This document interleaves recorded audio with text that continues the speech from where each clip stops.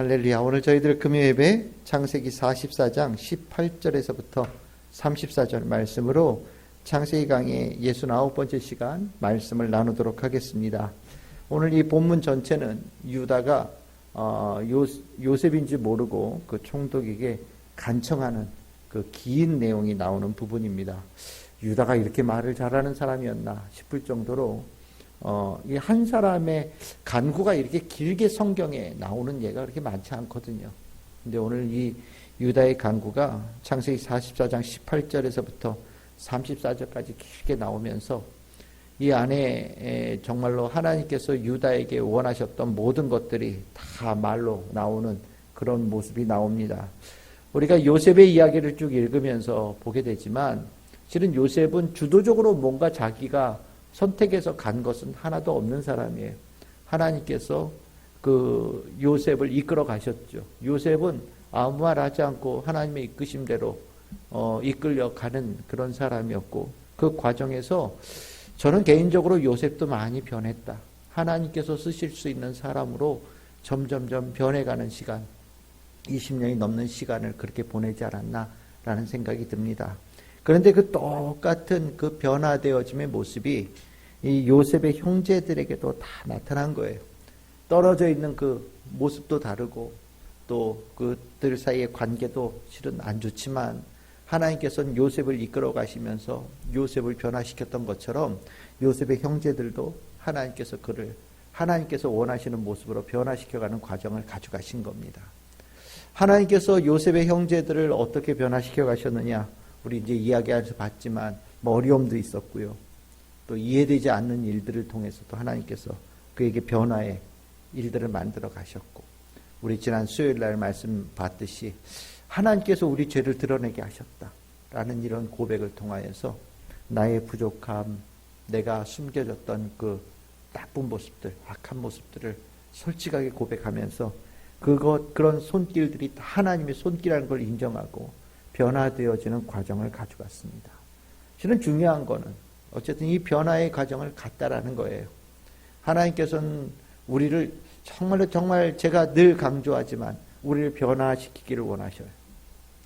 하나님께서 원하시는 모습으로 변화시키기를 원하십니다.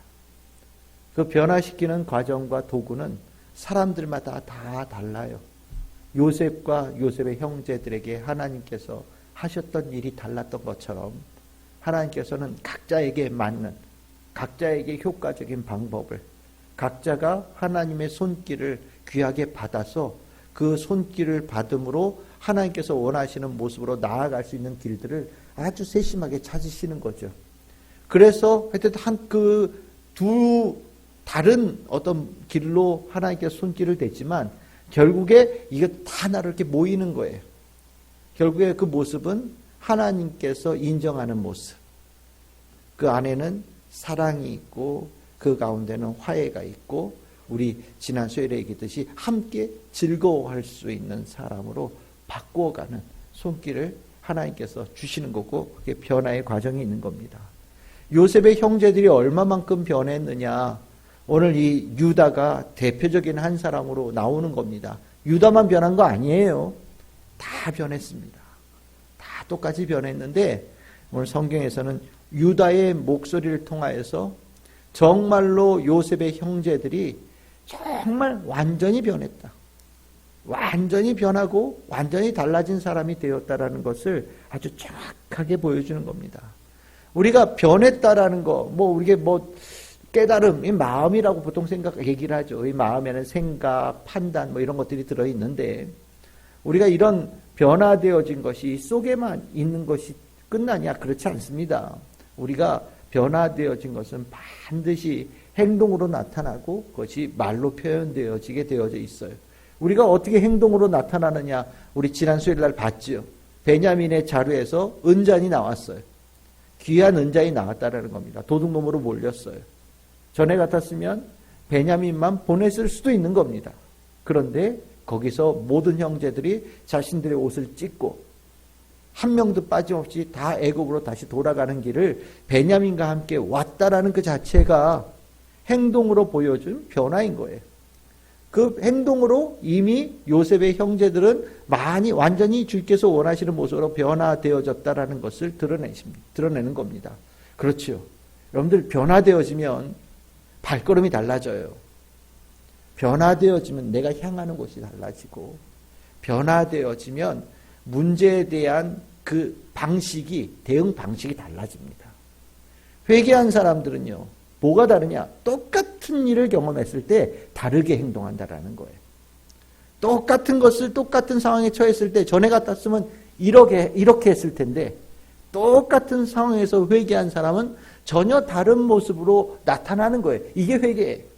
이게 변화되어진 자의 드러남에 표현되어지는 모습이라는 거예요.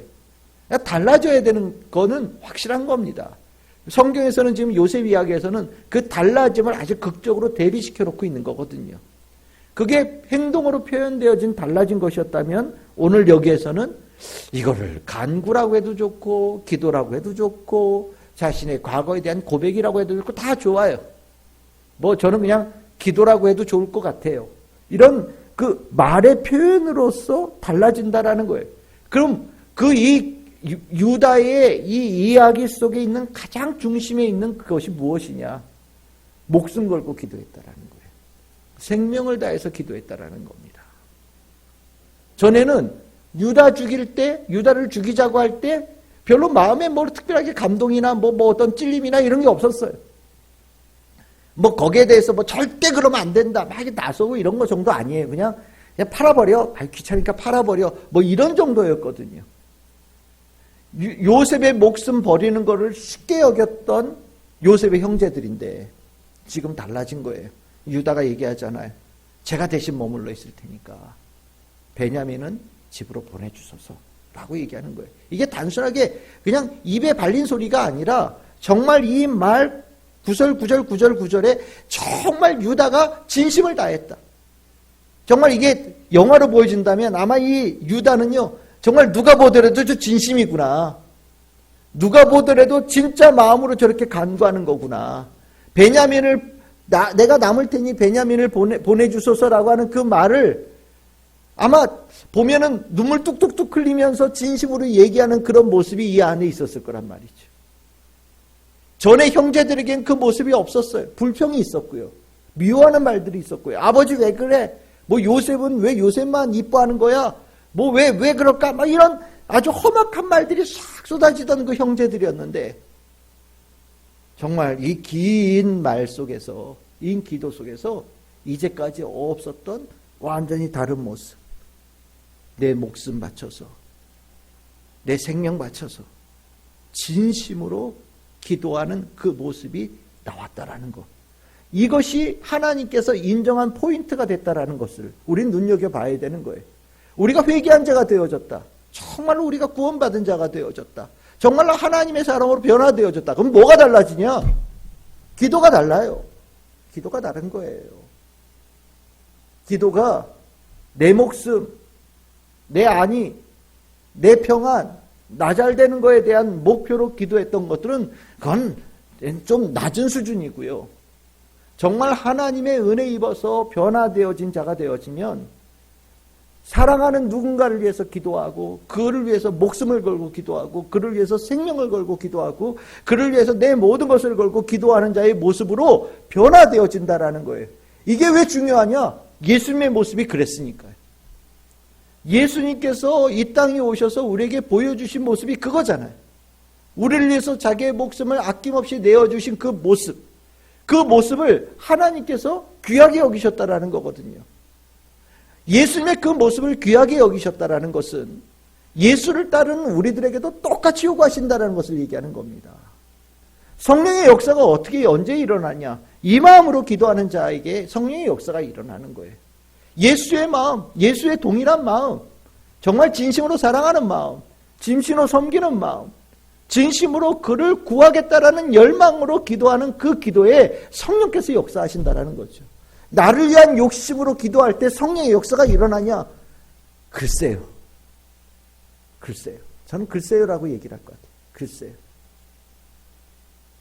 내 욕심을 부리면서 기도하는데 성령의 역사가 일어날 수 있을까요? 나는 잘 모르겠어요. 근데 우리가 성령의 충만을 막 부르짖을 때 많은 경우에 내가 원하는 거 얻으려고 성령 충만을 요구를 하거든요. 예수님께서 정말 자신이 원하는 것을 가지고 그렇게 열망하며 부르짖으며 이 땅에서 공생애를 지내셨나? 한 번도 그런 모습이 없죠. 맞아요. 하나님은 그 모습을 건너뛰기를 원하시는 거예요. 야곱의 집안에 뭐가 문제라고 그랬어요? 돈 문제가 있다고 그랬잖아요. 욕심이에요. 재산에 관한 문제가 있었어요. 거짓말이 있었고요. 그러다 보니까 그 집이 평안함이 없는 거예요. 그런데 그런 집안을 하나님께서 변화시키는 도구로 누굴 쓴 겁니까? 요셉을 쓴 거예요. 요셉이 그걸 이루려고 종으로 팔려가고 감옥에도 갇히고 애굽에 가서 혼자서 정말 고생하는 길을 한 거 아닙니까? 요셉이 그 가는 과정에서 형제들을 사랑하는 마음, 아버지를 사랑하는 마음, 우리 이 야곱의 집안에 하나님께서 이루고자 하신 뜻을 마음에 품고 그 20년을 눈물 흘리면서 기도했을 거라고 저는 생각합니다. 그 가운데 성령의 역사가 일어나는 거예요. 하나님의 영의 역사가 일어나는 거예요. 그러면서 그 과정에서 하나님께서 약속하시고 계획하셨던 것들이 이루어지는 거거든요. 그래서 저는 오늘 이 유다의 모습 속에서 우리 성도님들의 이 구원받은 변화되어진 우리 성도님들의 기도가 이 유다의 기도와 같은 정말 깊고 아름답고 진실되어진 기도가 우리 성도들의 기도가 되어지기를 소망합니다. 여러분들 이건 유다의 이 고백이 이렇게 쭉 나왔는데 여러분들 혹시 지금 우리 성경 읽었잖아요. 성경 읽으면서 유독 많이 나온 단어가 여러분들 눈에 띄십니까? 어떤 단어가 눈에 띄시나요? 아버지라는 말이요. 계속 나와요. 유다의 입에서 아버지 얘기가 10번 이상이 나옵니다. 실은 이 유다가요, 아버지의 마음을 이해를 한 거예요. 전에는 아버지를 이해를 못했어요. 자신들의 여동생이 겁탈당해가지고 있을 때 아버지가 암소리 못하는 거에 대해서 정말 이해 못했고요. 아버지가 이런저런 일 할 때 자식들이 불만이 이만큼 나온 거예요. 요셉만 이뻐할 때 이해를 하지를 못했어요. 그래서 왜 요셉에게만 채색 옷을 입히지? 불평불만이 막 쏟아진 거죠. 아버지 야곱의 마음과 자식들의 마음이 완전히 절단되어져 있었어요. 그러니까 그 절단되어지고 소통이 되어지지 않으니 뭘 하나만 하더라도 갈등이 일어날 수밖에 없는 거죠. 그런데 유다가요, 20년 동안에 하나님께서 그에게 이런저런 일을 만드시면서, 그리고 어려운 일, 이해 안 되는 일, 그리고 우리가 수요일 날 했듯이 하나님께서 우리의 죄를 드러내셨다라는 그런 것을 깨달아가는 과정에서 뭐를 깨달았느냐? 아버지의 마음을 깨달은 거예요. 아버지의 마음을. 여러분들 유다, 우리 앞에 사건이 있었죠. 유다에게 아들이 몇이 있었다고요? 셋이 있었어요. 근데 셋 아들 중에 첫째 아들이 장가를 갔는데 바로 죽죠. 그렇죠? 둘째 아들도 하나님 보시기에 이쁘지 않아서 둘째 아들도 바로 죽었습니다. 그러니까 아들 하나 딱 남은 거예요. 며느리를 너 친정가 있어라. 얘가 좀 크면 내가 너를 불러오마. 그 친정으로 보내버렸어요. 그리고 잊어버렸죠. 왜 그랬냐고요? 막내 아들이 귀해서. 내가 아들 셋이 있는데 이 막내 아들 죽을까 봐 며느리를 아무런 보장 없이 그냥 집으로 돌려보낸 거예요. 유다의 눈에는 막내 아들밖에 안 보인 겁니다. 그 막내 아들만 보이는 그 눈, 그게 사랑이거든요. 그 사랑의 마음을 실은 야곱이 요셉에게 한 거예요. 엄마 없는 아들, 엄마가 일찍 죽어서 없는 아들, 정말 내가 사랑하는 아들, 이 아들 어깨에서 얼마나 몇십 년 동안 정말 고생하고 기도했는 그래서 얻은 아들. 그 아들이, 야곱의 눈에는 아들이 12명이나 있지만 그 중에 최고의 아들로 요셉이 보이는 거예요. 사랑이거든요. 사랑이에요. 다른 거 아니에요. 사랑입니다. 그냥 사랑이에요. 근데 유다는요, 그거를 돈으로 보고 장자권으로 보고 그 권력의 싸움, 뭔가 이상한 것으로 시기 질투가 섞여 있는 것으로 보았던 거거든요. 근데 유다가 20년의 기간을 가면서 아버지를 이해합니다. 아버지를 이해하고 나니까 그 기도가 달라지게 되는 거예요. 우리가 여러분들 이 아들을 바라보는 눈, 그 간절함, 사랑의 마음, 우리는 이런 기도를 한번 본 적이 있어요. 하갈이 이스마엘과 집 떠나가지고요. 이스마엘이 죽어갈 때 저 멀리 떨어져 가지고 그 아들 놓고서 기도하잖아요. 도와주세요. 살려주세요. 은혜를 베풀어 주세요. 기도하잖아요. 그 간절한 엄마의 마음, 사랑의 마음이거든요. 이 마음을 하나님께서 우리를 향하신 마음과 똑같다라는 것을 이해하게 되어질 때 우리가 신앙이 되는 거예요. 하나님께서 나를 그렇게 바라보고 계시고, 하나님께서 나에게 구원을 그렇게 원하고 계시고, 하나님께서 나를 그렇게 사랑하고 계신다라는 것을 깨달을 때 비로소 우리에게 있었던 수많은 문제들이 해결되어지는 역사가 일어나는 거거든요. 유다는 그것을 풀어낸 거예요. 아니, 유다와 그의 형제들이 그 문제를 풀어낸 거예요. 하나님의 집안, 하나님의 사람의 집안에 있었던 근원적인 문제는 사랑 없음이었고요. 이해하지 못함이었던 거예요. 아버지의 사랑을 이해하지 못하는 아들들. 그런데 어떻게 됩니까? 아버지의 사랑을 아들들이 이해하고 나니까 비로소 이 가정에 문제가 풀려진 거죠. 실은 그 마음을 깨닫고 유다가 이렇게 길게 고백하는 거예요. 그 아버지의 사랑을 깨닫고 나니 진심으로 기도가 되어지고, 진심으로 간구가 되어지고, 진심으로 용서를 구하게 되어지고, 그 가운데 진심으로 문제가 해결되어지는 역사가 일어나는 거예요. 참 이게 어렵죠. 부모가 돼봐야 부모의 심정을 안다라고 얘기하는 거 똑같은 거예요. 유다도 아마 세 아들 중에 두 아들이 죽지 않았다면 이거 이해하지 못할지도 몰라요. 막내 아들 딱 하나 남고 난 다음에 비로소 그 사랑, 자식을 향한 아버지의 마음이 어떤지를 깨달은 거 아니겠습니까? 저도 몰랐죠. 부모의 마음을 어떻게 알겠어요? 근데 부모가 되어지고 나서 그 아이가 이제 성인이 되어지고 나니 부모가 나를 바라봤던 시각이 어떤 시각이었는지를 조금이나마 느껴질 수 있어요. 그리고 나니까 비로소 철이 드는 거예요. 그러면서 비로소 철이 드는 거예요. 아버지의 사랑을 깨달아야 철이 드는 거예요. 이걸 더 넓게 보면 예수님의 사랑을 알아야 비로소 신앙의 철이 드는 거예요. 하나님 아버지의 사랑을 내가 알아야 비로소 신앙의 세움이 이루어지는 거예요. 그래야 기도도 할 수 있고, 그래야 제대로 예배도 드릴 수 있고, 그래야 하나님의 역사가 일어나는 성령 충만의 사람도 될 수 있는 거거든요. 유다는 이 안에 도튼 이야기가 나오는 거예요. 도 같은 거예요. 막혔던 도가 길이 뚫린 거예요. 아, 이거구나라는 걸 깨달은 거예요. 신앙생활하면서 하나님 아버지의 사랑을 제대로 깨닫지 못하고 신앙생활하면 옆집 아저씨 같이 느껴지면요. 아버지긴 아버지인데 그 하나님의 아버지의 그 사랑을 내가 제대로 느끼지 못하면 성경에 있는 말씀이 그냥 구호처럼 느껴져요. 줄치고 외워야 될 말씀, 숙제 같은 느낌으로 받아들여져요. 그런데 이 성경 말씀에서 사랑을 느끼면 다르죠. 사랑을 느끼면 신앙의 깊이가 달라지는 겁니다. 유다는 변했어요. 진짜 변했어요. 어려운 과정을 겪었지만 결과가 너무 좋은 거예요. 아버지의 사랑을 느낀 거니까, 알았으니까. 우리가 살면서 이런저런 일 경험하잖아요. 가정에서도, 일터에서도 여러 가지 일들을 경험하지 않습니까? 그게 혹시 하나님께서 나를 변화시키기 위해서 주시는 도구라고 생각이 되어진다면 우리가 그 과정을 통해서 깨달아야 될 것은 하나님의 사랑이에요. 아버지의 사랑이에요.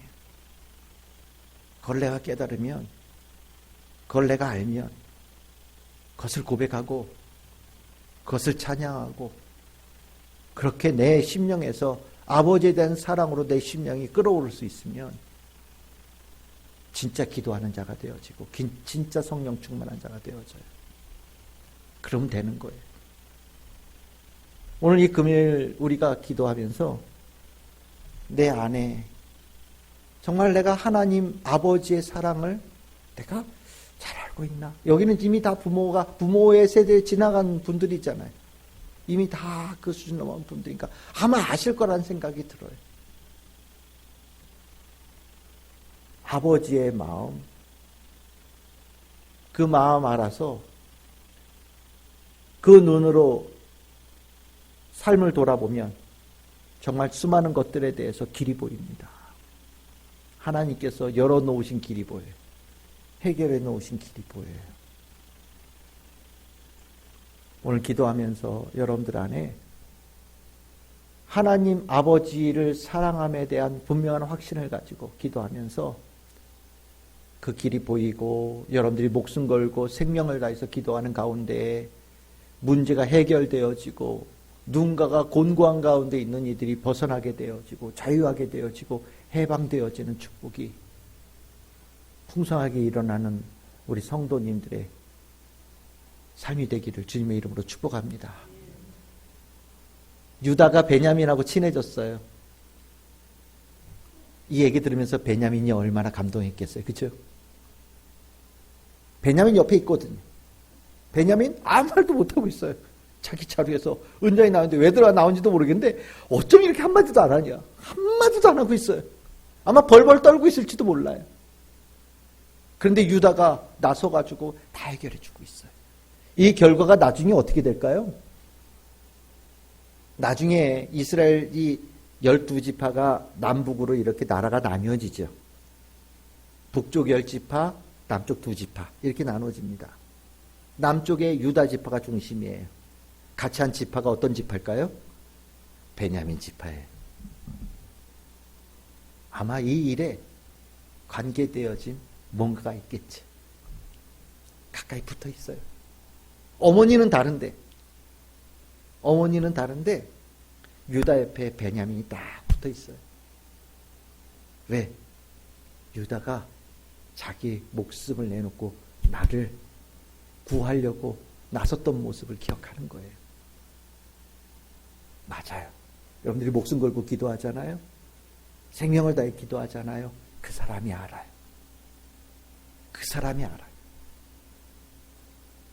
떨어지래도 안 떨어져요. 딱 붙어 있어요. 함께 해요. 함께 즐거워해요. 그래서 목숨을 다해서 생명을 다해서 진심으로 기도하는 자가 복 받는 거예요. 내가 그를 위해서 하지만 실은 그가 시간이 지나고 나면 나에게 그 감사를 돌려줘요. 주님 안에서 하나 되어져요. 멋진 하나의 공동체, 세상에서 가장 신뢰할 수 있는 관계로 살아가는 거예요. 그러니까요. 여러분들 정말 누굴 위해서 목숨 걸고 생명 다해서 진심으로 기도하는 거 더 많이 하셔요. 더 많이 하십시오. 그 기도가 묶어줄 거예요. 그 기도가 함께하게 해줄 거예요. 그 기도가 여러분들을 하나님께서 높이 올리시는 축복의 그 은혜의 도구가 될 거예요. 그래서 오늘 여러분들 내 마음속에 기도해 보세요. 누가 기도가 필요한가? 누가 정말 내 진심에 내 목숨을 다하는, 내 생명을 다하는, 내 눈물의 기도가 누가 필요한가? 한번 잘 생각해 보셔요. 그리고 하나님 아버지의 마음을 알아서 그를 위해서 기도해 보세요. 기도하십시오. 역사가 일어납니다. 성령의 역사가 일어납니다. 오늘 이 금요예배의 기도가 그런 기도가 되어져서 하나님의 큰 은혜를 누리는 축복의 시간 되시기를 주님의 이름으로 축복합니다.